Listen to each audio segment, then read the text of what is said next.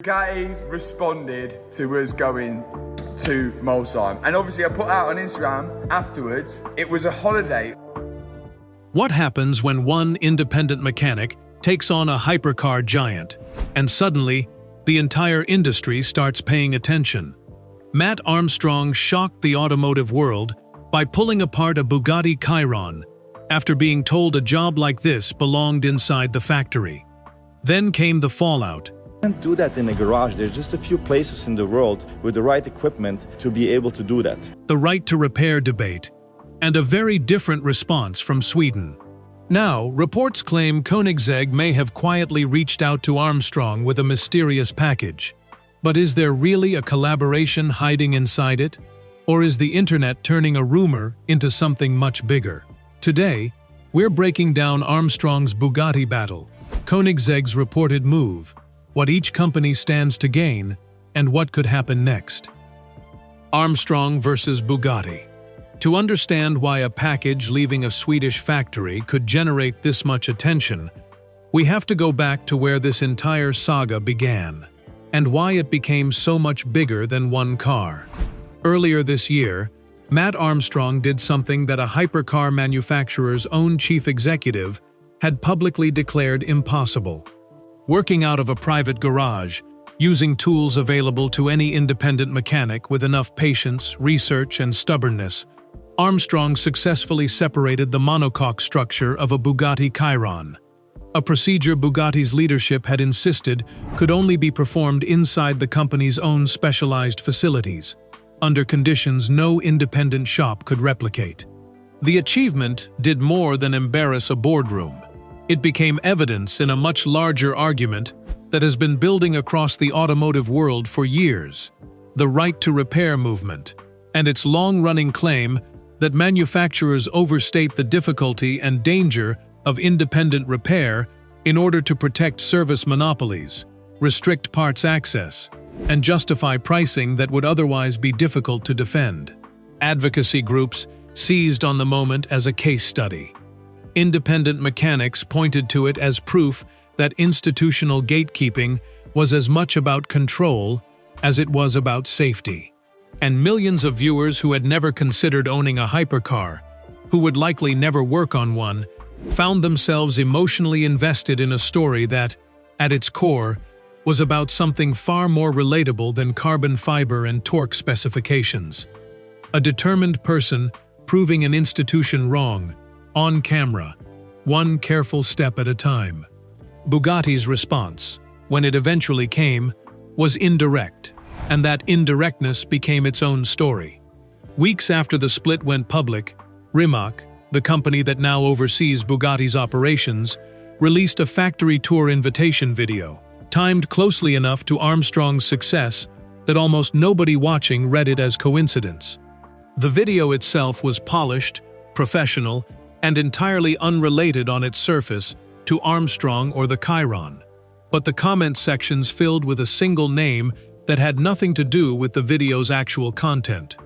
Viewers weren't there to talk about factory tours. They were there to talk about a chief executive who had been proven wrong by a person working alone in a garage. By most measures, it became a case study in a company trying to manage a narrative it no longer controlled, offering an olive branch too indirect to be called an apology, but too specific in its timing to be called a coincidence. It is also worth remembering that Bugatti's situation is not unique to Bugatti. The right to repair argument Armstrong's rebuild reinforced has already reshaped other industries in ways the automotive world has largely watched from a distance. Agricultural equipment manufacturers, forced by legislation to release diagnostic software to independent farmers. Consumer electronics companies compelled to make replacement parts available outside authorized channels. Hypercar manufacturers have, until recently, existed in a kind of exemption from that pressure, protected by the assumption that vehicles this expensive, this rare, and this complex simply could not be meaningfully repaired outside a factory environment. Armstrong's Chiron rebuild was the first widely viewed piece of evidence, suggesting that exemption was built on marketing more than mechanical reality. and every manufacturer in this space has had to quietly reckon with that since. That was the story as it stood 2 months ago. A billion-dollar manufacturer, publicly proven wrong, attempting quiet damage control, while an independent builder held every card. But Bugatti was never the only hypercar company watching this unfold from the sidelines. And according to what has now started to surface, at least one other manufacturer appears to have drawn a very different conclusion from what it saw. The reports from Engelholm. Koenigsegg occupies a strange position in the hypercar world, and understanding that position, please welcome CEO and founder of Koenigsegg. I had started my first company when I was 19. Is the key to understanding why these reports feel plausible to so many people, even without confirmation. It is not a subsidiary of a larger automotive conglomerate, the way Bugatti now effectively is. It is not backed by the kind of institutional weight, shared parts bins, or corporate legal apparatus that surrounds companies several times its size. It is, by nearly every industry standard, a small manufacturer, producing somewhere in the range of 30 to 40 vehicles a year, each one closer to a hand-built engineering exercise than a production vehicle in the conventional sense. And its founder, Christian von Koenigsegg, has built a public reputation that looks almost nothing like the reserved, media-trained posture of most luxury manufacturer executives. He gives long, technical interviews that run well past the length most PR departments would allow. He walks through engineering decisions in granular detail most CEOs would delegate to a spokesperson or avoid altogether.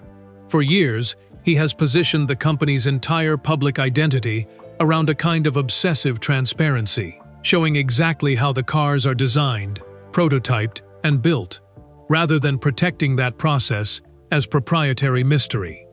That context matters enormously, because it is precisely the kind of company for which the reports now circulating would make a strange kind of sense, not as an aberration from how Koenigsegg operates, but as an extension of it. The company's own founding story reinforces this. Koenigsegg was built, from its earliest years, by a small team with far fewer resources than the established manufacturers it was competing against, relying on unconventional engineering solutions and a willingness to explain those solutions publicly, in detail, largely because it never had the marketing budget to simply assert its credibility. But it's very much a test car if you look inside. It's full of testing equipment, no kind of fancy interiors or nothing, but everything fundamentally is there and working. The way larger brands could. That scrappiness became the brand. Decades later, the company still frames itself less as an exclusive institution and more as a garage operation that happened to scale, which is a strikingly similar description to how Armstrong's own audience has described his rebuild project from the beginning. If any hypercar manufacturer's founding mythology overlaps with Armstrong's public image, it is this one. According to posts and video coverage that began appearing across TikTok and YouTube in the weeks following the Chiron split, and we want to be clear again that none of this has been confirmed directly by either party, Koenigsegg reportedly sent Matt Armstrong a package. Some accounts describe it primarily as an invitation. Others describe physical components or materials included alongside it. A few go further, describing it as an open offer of some kind of collaboration or access, though the specifics differ from post to post, in ways that suggest embellishment rather than a shared, verified source. That inconsistency is itself a signal worth paying attention to. We are dealing with second-hand reporting, amplified across platforms built to reward speed over accuracy, not a verified statement from either company. What we can say with more confidence is this. The timing, if the reports are accurate, places Koenigsegg's outreach in roughly the same general window as Rimaac's factory tour video, meaning two competing hypercar manufacturers appear to have responded to the same viral moment within weeks of each other, and chosen almost opposite strategies for doing it. Where Rimaac's move read as reactive, a company trying to get ahead of a narrative that had already turned against it. The reports around Koenigsegg describe something closer to an alignment. Not a company distancing itself from an inconvenient story, but one reportedly stepping directly toward it, and doing so quietly, without the kind of public messaging that would make the gesture easy to dismiss as pure marketing. If true, that is a meaningfully different calculation, and it raises an obvious question. Why would a smaller, more exposed manufacturer be willing to make a bet that a larger, better resourced one was not? Part of the answer may simply be that Koenigsegg has less to lose from the comparison than Bugatti did. Bugatti's entire pricing structure, and the pricing structure of its authorized service network, depends on the belief that its engineering is so specialized it cannot be replicated outside factory walls. Koenigsegg has never really sold that belief to begin with.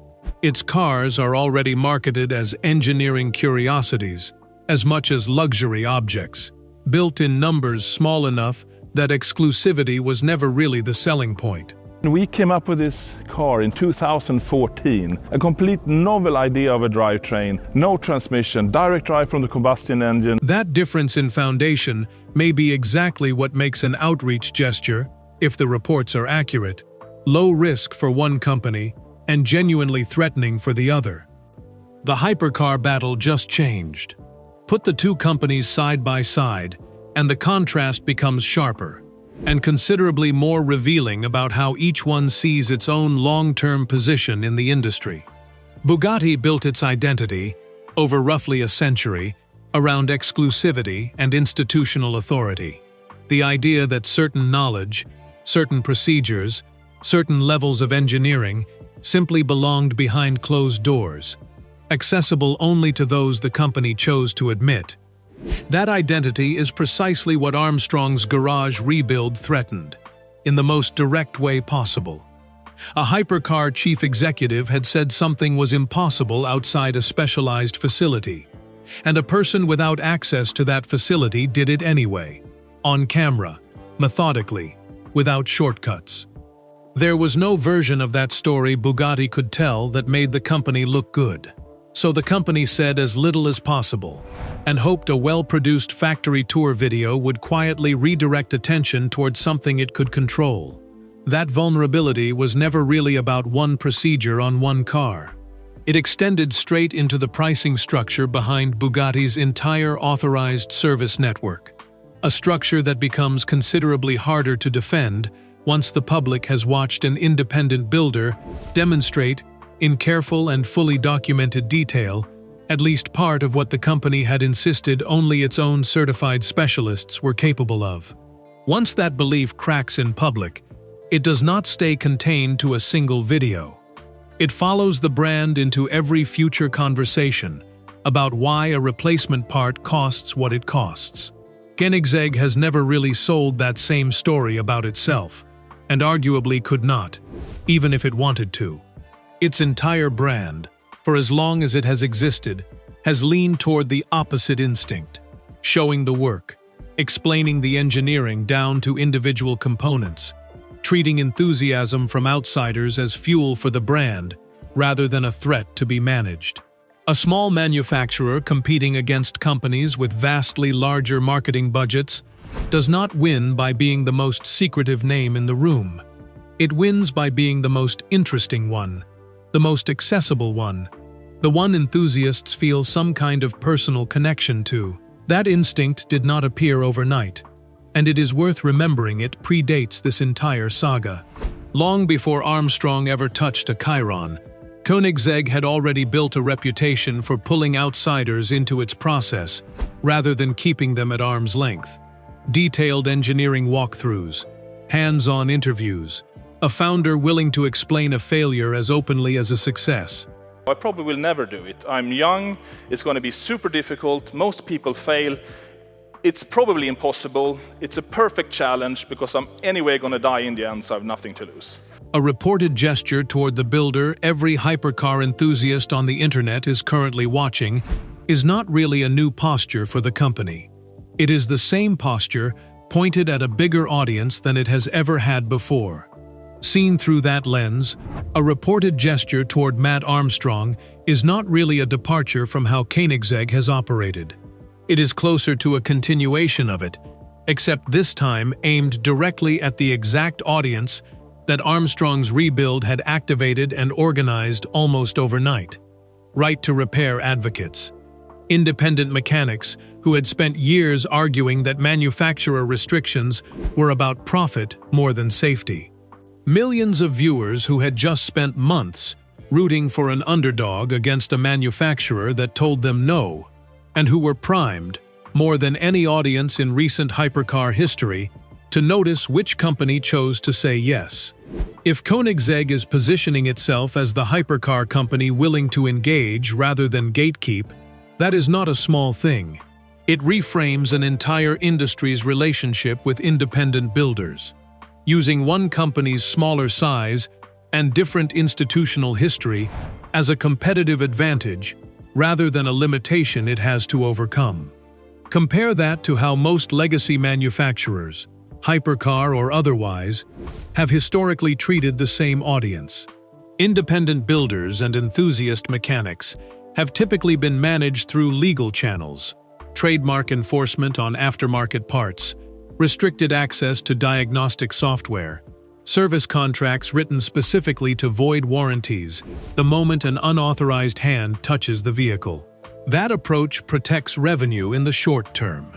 It also guarantees that the exact audience most likely to generate free, high-engagement publicity for a brand spends its time instead treating that brand as an adversary.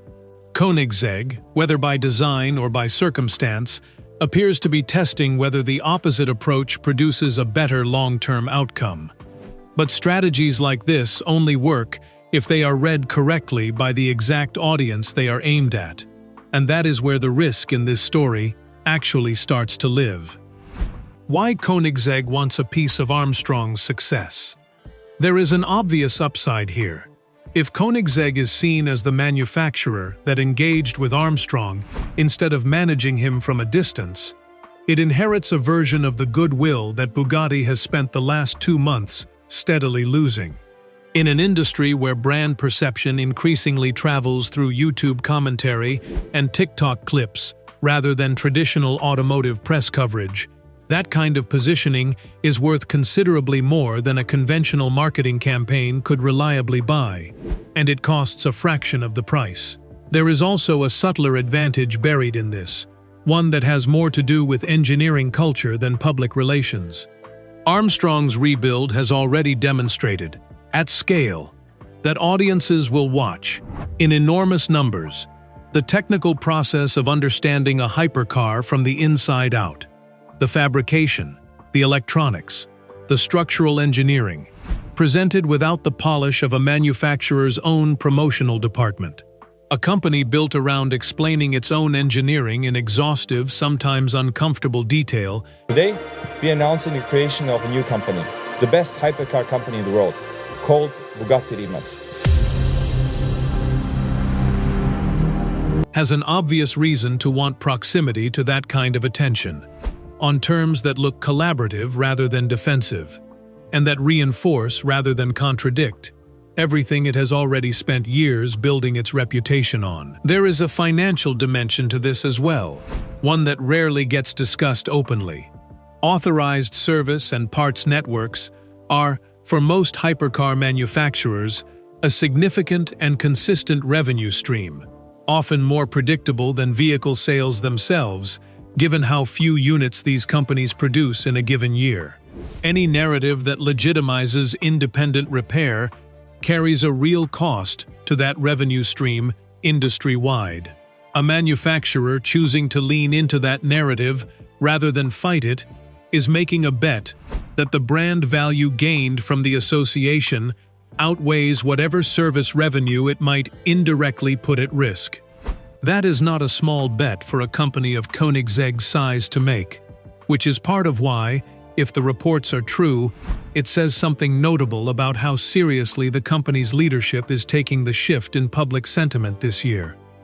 But the risk cuts in exactly the same direction, and it is significant. A smaller manufacturer trying to attach itself to somebody else's viral moment, rather than genuinely engaging with the right to repair argument underneath it, it could backfire in precisely the way Rimaac's factory tour video did. Audiences that spent months celebrating Armstrong specifically for his independence are unlikely to respond well to any manufacturer, however well-intentioned its reported gesture might be, that appears to be recruiting him, absorbing him, or attempting to borrow his credibility for its own brand narrative. And there is the matter of what Armstrong himself has to gain, or lose, from any of this, which may be the more important question of the two. His position throughout the entire Bugatti saga has been built on one thing above all else: the idea that he does not need a manufacturer's blessing to succeed. Every milestone in the Chiron rebuild has proven that point without requiring him to accept help. Since Bugatti decided early on there wasn't going to sell us any parts for this car, We just don't think it's safe. we've had to improvise and make everything ourselves.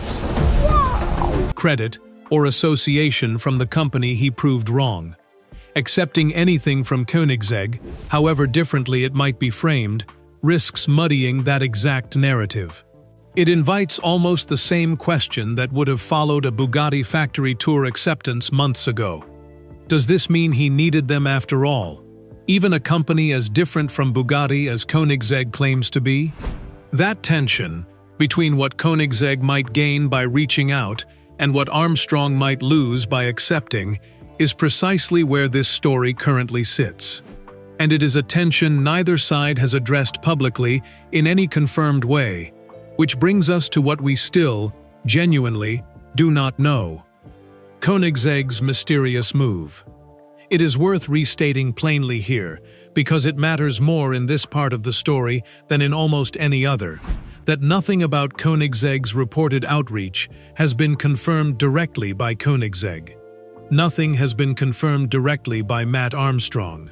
What exists, as of this recording, is a collection of second-hand posts, reaction videos, and social media speculation that has spread far faster than any single verified detail has been able to catch up to it.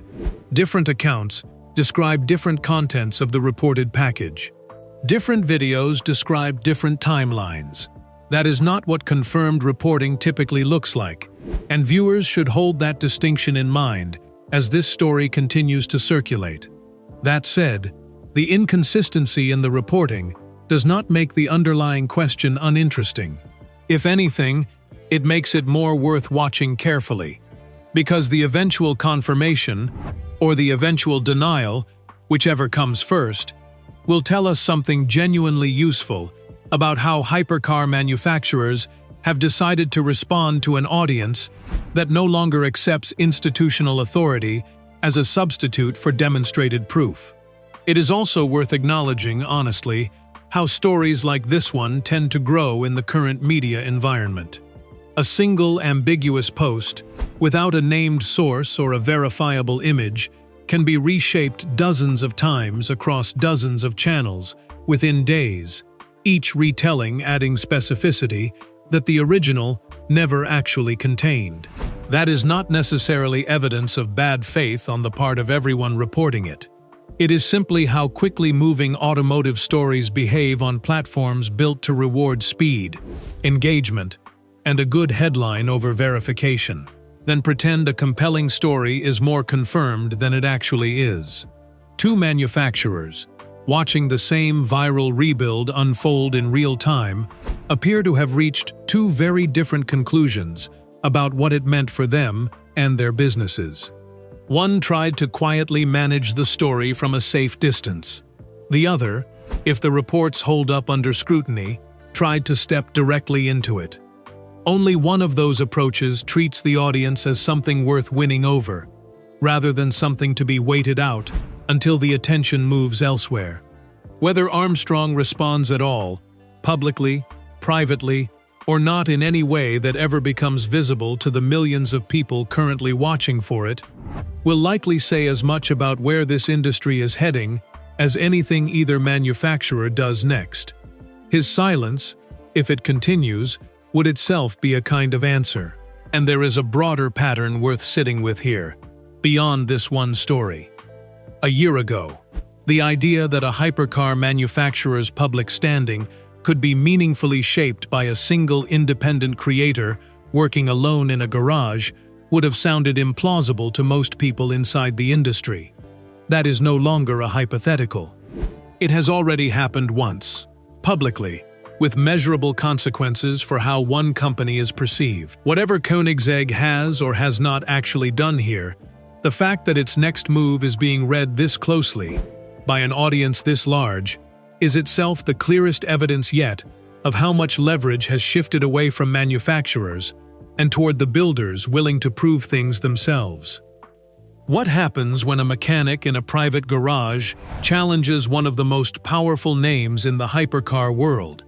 And suddenly, manufacturers have to pay attention. Matt Armstrong's Bugatti Chiron rebuild turned a complicated repair into a much bigger battle over independence, access, and the right to repair. But just when the Bugatti controversy seemed to settle down, a mysterious development. Did Koenigsegg really reach out to Armstrong? And if so, why? Was it an invitation, a collaboration, or something else entirely?